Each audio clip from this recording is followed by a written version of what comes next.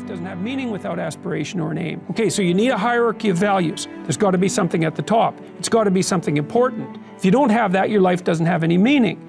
So if you criticize the hierarchy, or even the idea of hierarchy, you destroy the idea of aspiration. And then people have nothing. Well, that's not helpful. People are built for a struggle and they're built for a weight, and you want to take on a heavy burden voluntarily. See if you can put yourself together.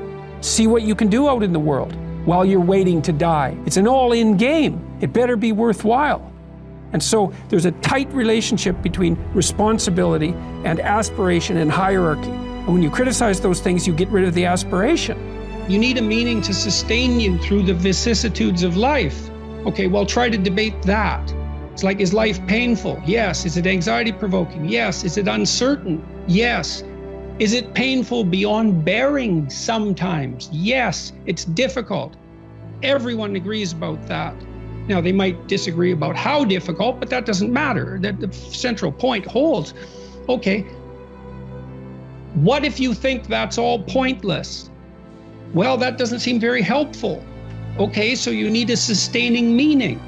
Well, where do you find that? Well, you generally find it in responsibility to yourself and to other people.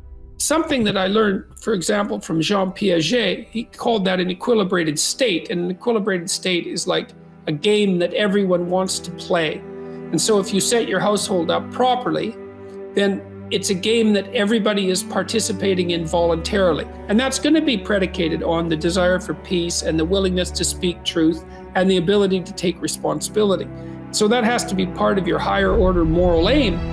And then when you're having a difficult discussion with someone, the discussion is going to be affected by that higher order moral aim. It's not going to be contaminated to the same degree by your desire to inflict pain and attain victory and, crush your opponent and punish them for their previous sins and indicate your disappointment in things they've done over the years and all of that. As the negative emotion ramps up in intensity, the amount of time that you construe as manageable shrinks. And if you're extremely depressed and anxious, then, you may be struggling to get through the day.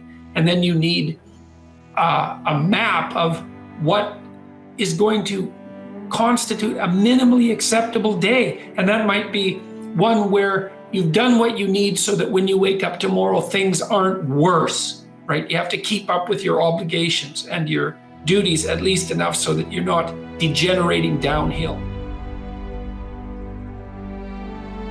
One of the things I learned really a lot from reading Russian neuropsychology, strangely enough, the Russians had great neuropsychologists, was that the sense of meaning, the sense of engagement that characterizes life when life is progressing in the manner that you would like it to progress is actually an instinct. It's not a cognitive phenomenon. It's not a second-order consequence of thought. It's way deeper than that.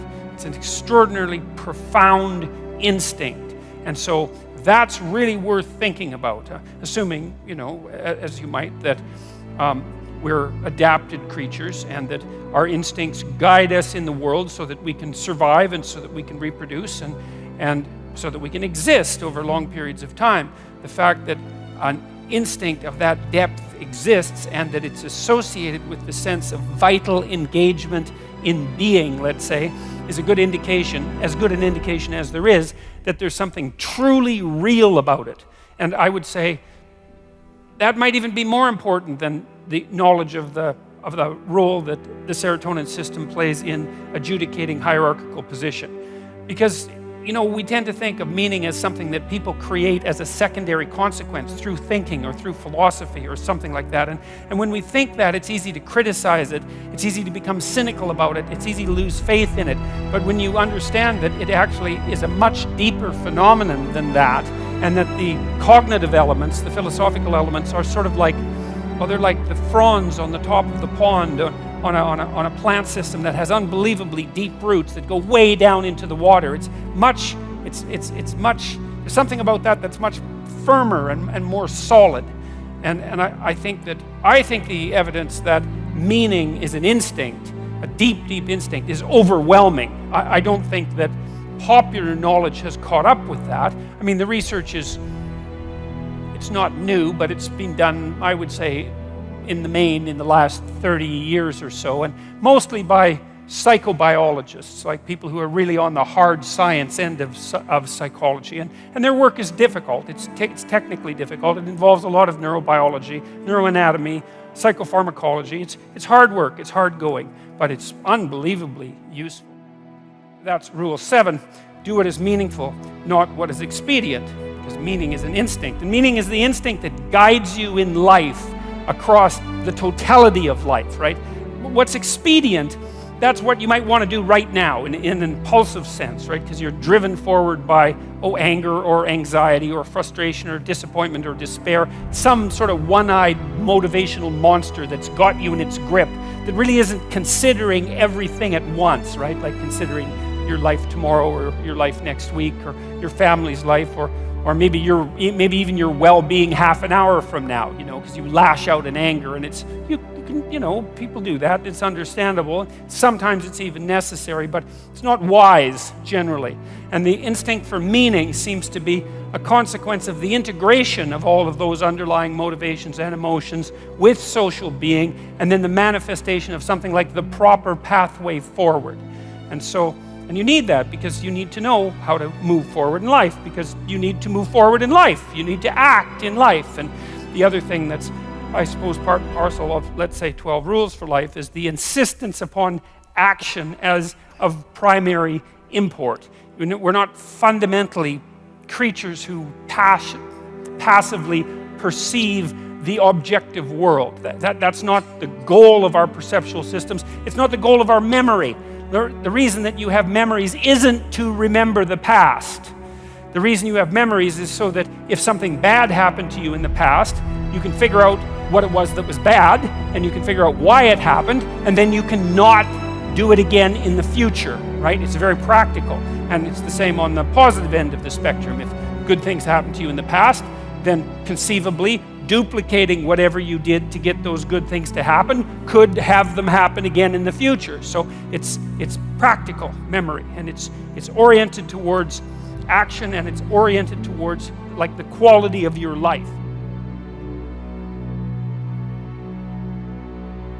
If you could recommend one book to everybody, and you can't say your own 12 rules for life, which one would you?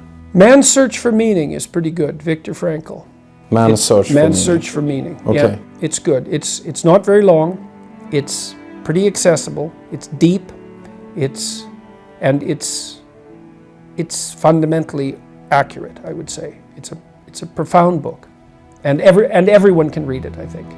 So. What is it about? The person who wrote it, Viktor Frankl, was a psychiatrist who spent time in Auschwitz. Mm-hmm. And so it's a discussion about totalitarianism and meaning and personal responsibility. And it's brilliant, very profound, meaningful, serious, uplifting book, even though it's very, very dark. It's a great book. It's been a best-selling book for decades because of that.